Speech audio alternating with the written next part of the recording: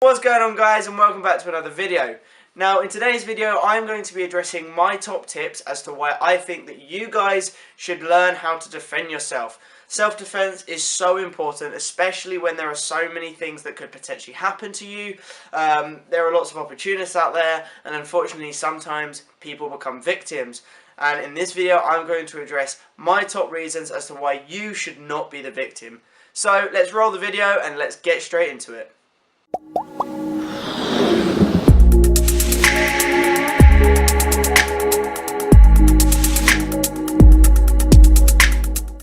Right, guys, so reason number one. Now, this reason is quite obvious. Reason number one is there are so many people out there that want to cause you harm, and for all sorts of different reasons. Firstly, you have people that are just straight out thugs. Yeah, they want to cause people harm. They go out on a Friday or a Saturday night with the intention of getting in fights. Now, if you're watching this video and you are more of a lover, not a fighter, you probably think this idea, this sort of thought process is absurd. But unfortunately this does happen, and in order to keep yourself safe you should be able to have a base level of self-defense, even if that's a case of being able to flee the scene, being able to run and get to safety. You need to be able to have that in order to stay safe, because there are unfortunately people out there that want to cause you harm, people that maybe, I don't know, let's say they want to mug you for your belongings, and in doing so they may hit you with something, they may try to cause you some pain, whatever it may be. The main principle, guys, is trying to stay safe. So that's my tip number one. Get yourself into a self-defense class, learn some basic skills in order to stay safe. Based on tip number one, you're probably thinking to yourself, well, that's such a silly way to start this video. Like, it's a video about why you should do self-defense, and the tip number one is to be able to defend yourself. But you'll be amazed how many people just don't know.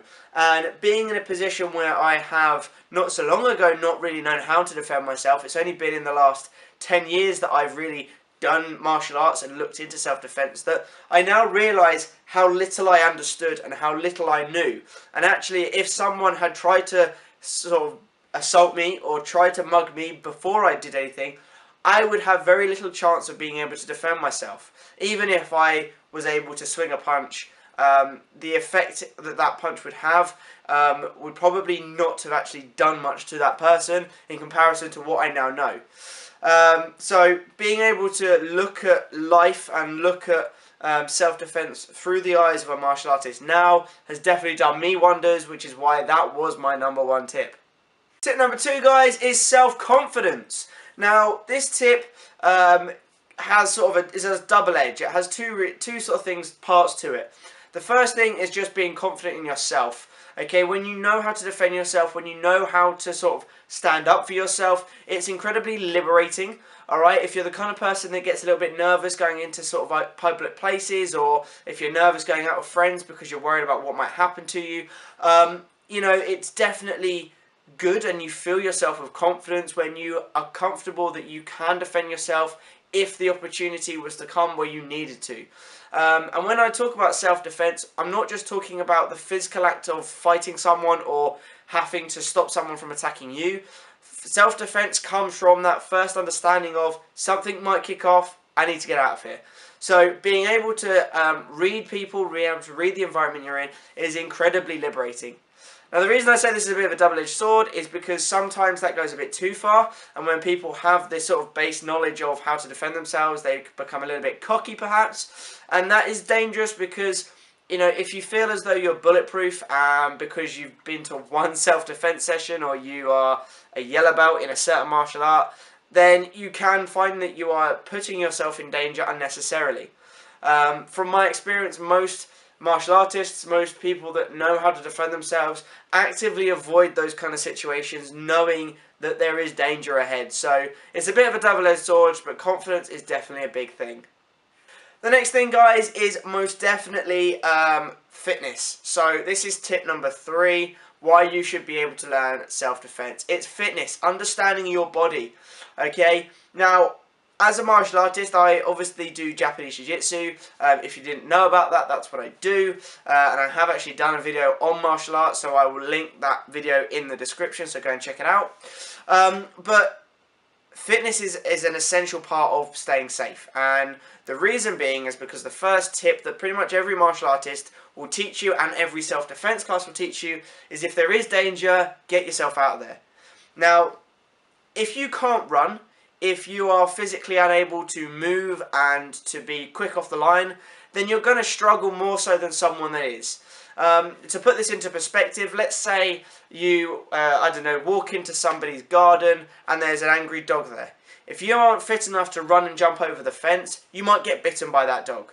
Now that is obviously metaphorical, but the same principle still applies. If you're out in the street and someone has a knife and your only option is to jump over a fence, if you can't physically do that, obviously if you have a disability or if there are certain other health reasons why you can't do that, then fair enough. But if you are a perfectly able individual, you have the ability to pull yourself, to push yourself, to stand up, you should be able to get yourself out of harm's way in a situation like that.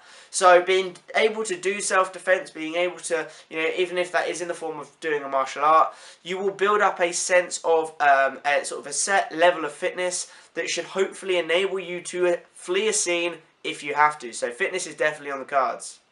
Okay guys, and the last tip I'm going to give you, tip number 4, is being aware of your environment. Now, I know this sounds a bit funny, but have you ever been the person, either the receiving end of this or the other end of this, that's been walking down the street and you've got someone head in their phone, texting, walking down the street? Okay, if you have, you will know how oblivious some people are to their environment and to their surroundings. And this is incredibly dangerous in its own sense. First of all, if you're oblivious to your surroundings, things like walking into the road, there are lots of funny videos of people like falling into water fountains because they're like staring at their phones and things like that. Being aware of your environment and your surroundings is incredibly important for all sort of matter of life. Being able to defend yourself if you know or you are aware that there is someone following you, or if, for instance, you've seen the same person outside your flat or your house for the last however many days and you get concerned about it, all the way through to not tripping over the step because you've not actually seen it's there, or accidentally bumping into someone because you've not been aware that they're walking next to you. Being aware of your surroundings is so important in everyday life, and it's something that you will develop through being able to defend yourself through self-defense, because as soon as you start to think about your environment and you start having to deal with other people trying to cause you harm, you start thinking more about looking around, being aware of your surroundings. Again, as a martial arts instructor, that's something that I teach my students. If someone has just tried to attack you, they may well have a friend. So being aware of who's around you is really important. Now, that is my last tip, guys. That is my last sort of, my last point that I'm going to make. I know it's only 4 points, however, each point is worth a lot, okay? And so if those 4 points don't convince you to sort of think about self-defense, getting yourself along to the odd self-defense class, or even joining a martial art, I'm not really sure what will. Unfortunately, in today's world, there are many people out there that are wanting to cause you harm, either deliberately, like I said at the beginning of the video, or because they just want to steal your bag, steal your wallet, and they feel that attacking you or threatening you is the best option to achieve that. Either way, guys, it's a bit of a scary world, unfortunately to say, and these things are possibilities. So in order to keep yourself safe, in order to live another day, being able to defend yourself is vitally important. So I'm going to cut this video here. As I said, I have already done a video on martial arts. I am a jiu-jitsu instructor, so go and check that out if that is of any interest.